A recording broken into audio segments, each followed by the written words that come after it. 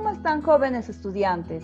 El día de hoy vamos a hablar sobre los factores abióticos sin antes recordar componentes como por ejemplo la luz, el aire, el suelo, entre otros factores más.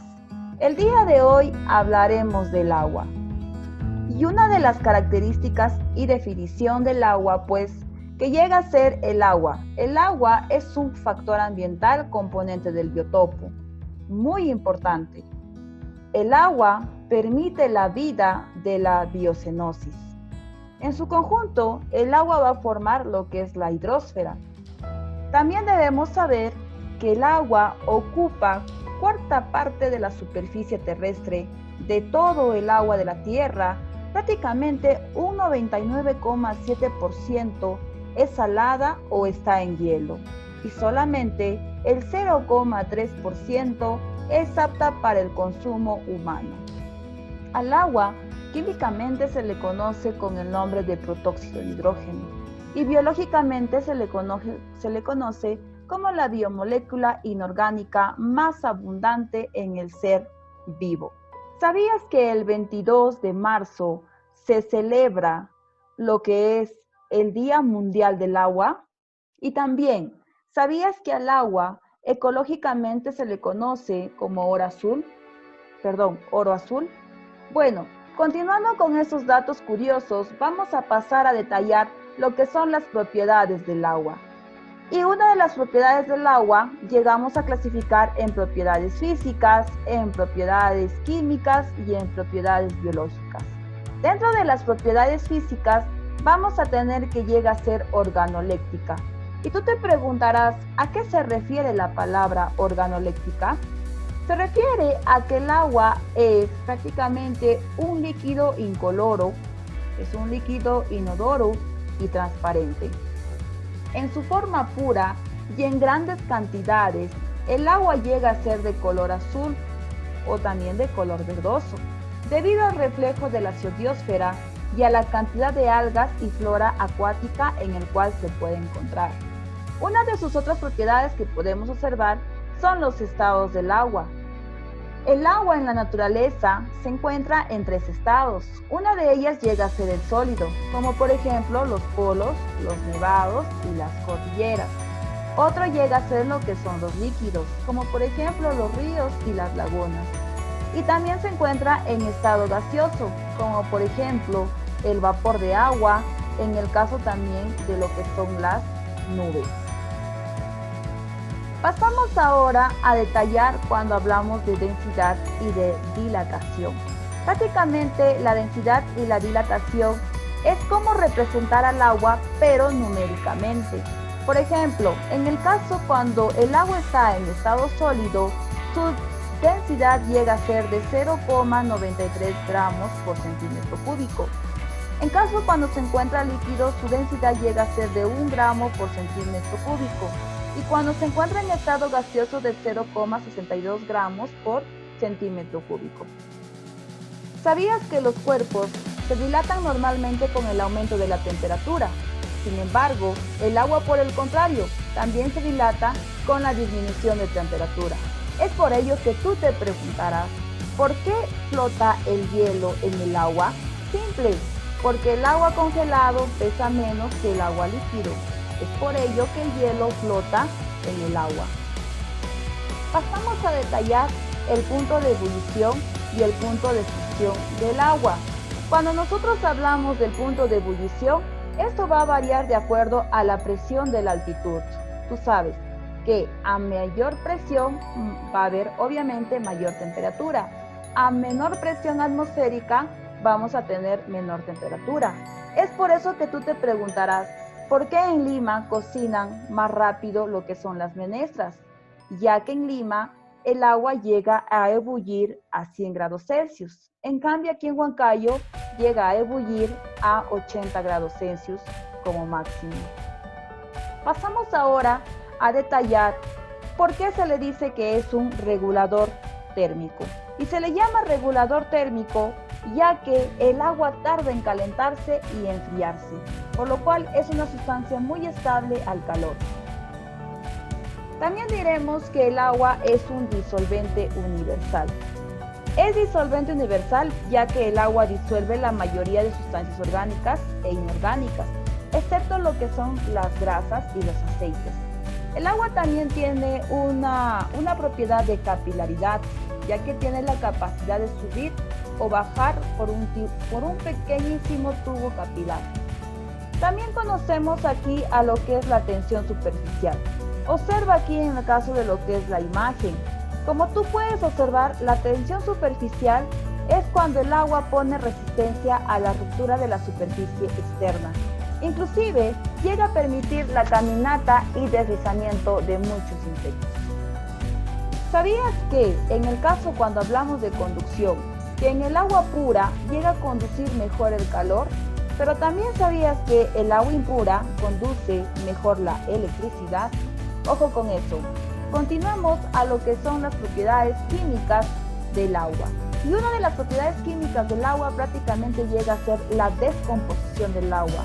Este agua prácticamente se puede descomponer por lo que son temperaturas altas. Esas temperaturas altas tienen que ser mayores a 200 grados Celsius. Y por lo que es la electrólisis. La electrólisis prácticamente llega a ser un proceso por el cual se separan los elementos del compuesto mediante lo que es la electricidad.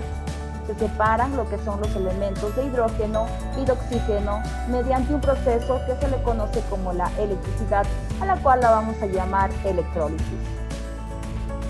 De acuerdo a sus iones, vamos a observar aquí la disociación. Y cuando nosotros hablamos de disociación, tú lo practicaste esto bastante en el curso de química. Por ejemplo, cuando vas a hacer lo que son nomenclaturas, vas a hablar obviamente cómo se forma un hidróxido y cómo se forma un ácido.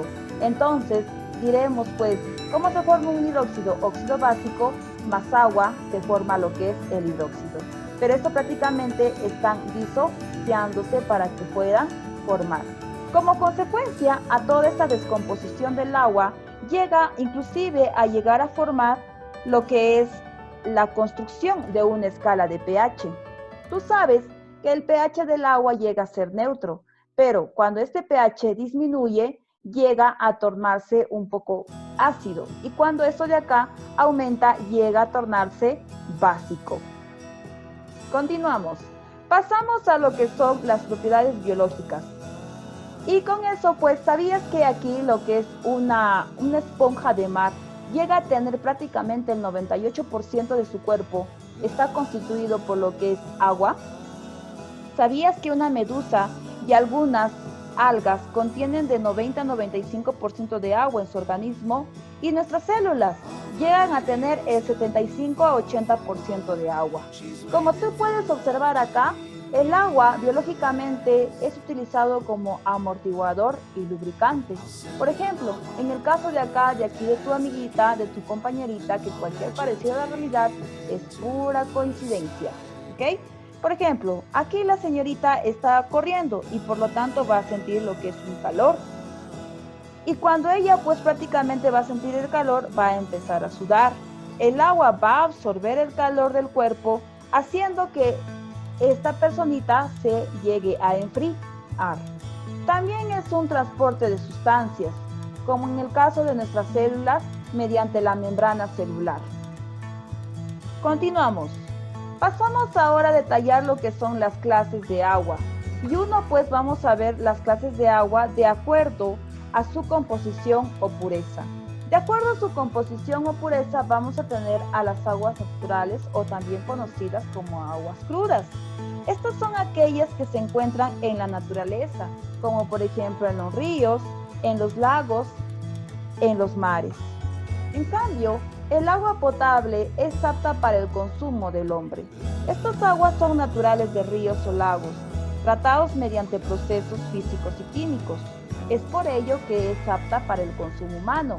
Pero ¿sabías que alrededor de 4.500 niños por día llegan a morir por falta de lo que es el agua potable? Esto sucede mayormente en los países que están en desarrollo. En caso del agua destilada, el agua destilada es el agua químicamente puro y no contiene otra sustancia más que hidrógeno y oxígeno en su composición, muy utilizada prácticamente en experimentos químicos. Y prácticamente este agua no tiene impurezas y su pH es neutro. Cuando hablamos de agua dura, en cambio, es aquella que tiene en su composición química excesos de sales, como en el caso del magnesio, del calcio, del hierro. Estas aguas prácticamente no tienen la capacidad de disolver jabones y tampoco son aptas para el consumo. En caso de las aguas blandas, son aguas duras, pero estas aguas prácticamente ya son tratadas mediante procesos físicos y químicos para quitar el exceso de sales en su composición. Prácticamente estas aguas ya disuelven sales, ya disuelven lo que son jabones, disuelven otras sustancias tóxicas como en el caso del plomo y el zinc, por lo que son bastante peligrosas. Pasamos a lo que son las aguas medicinales. Las aguas medicinales son aquellas que contienen propiedades curativas y en su mayoría llegan a provenir de lo que son del fondo del suelo. En caso de las aguas contaminadas, son aguas que tienen en su composición gran cantidad de residuos orgánicos e inorgánicos, como tú puedes visualizar en esta imagen. Continuamos, chicos. Pasamos ahora a las aguas de acuerdo a su localización. En muchas preguntas tú puedes observar que nos preguntan mucho sobre lo que es de acuerdo a la localización de las aguas. Tenemos aquí a lo que son las aguas atmosféricas. Como tú sabes, atmos viene de la atmósfera. ¿Y quiénes son las aguas prácticamente que se encuentran en forma de agua? Prácticamente llega a ser el vapor de agua, las precipitaciones que llegan a ser las lluvias y las nubes. Después tenemos a lo que son las superficiales. Dentro de las superficiales vamos a encontrar a las aguas oceánicas y a las continentales. Dentro de las oceánicas, pues vamos a tener a lo que son los mares y a los océanos. Y dentro de las continentales, a las lénticas y a las lóticas. Estas continentales prácticamente en su totalidad llegan a ser aguas prácticamente dulces, ¿ya? Solamente que aquí la diferencia es que las aguas lénticas se encuentran en reposo. En cambio, las aguas lóticas se encuentran en constante movimiento. Y si te preguntasen, ¿quién tiene mayor cantidad de oxígeno? Pues estas de acá, las que tienen mayor movimiento, que llegan a ser las lóticas. Y dentro pues de las lóticas encontramos, por ejemplo, a los ríos, a los riachuelos, a los arroyos y a las aguas termales o cataratas. Y dentro de las lénticas pues encontramos a los lagos, lagunas, a los pantanos y a los icebergs. Después tenemos a las aguas subterráneas, o también conocidos como freáticas. Prácticamente estas aguas subterráneas provienen pues del interior de la tierra. También llegan a ser aguas acuíferas, como en el caso de lo que son los pozos. Y no te vayas a equivocar aquí con la palabra lemníticas y lénticas. Son diferentes, por favor. Y aquí pues observamos en esta imagen lo que es un geyser. Continuamos. Pasamos a detallar ahora lo que son los siglos del agua. Encontramos siglos del agua dos tipos, un siglo corto y un siglo largo. A estos siglos del agua también se le conoce como siglos hidrobiológicos.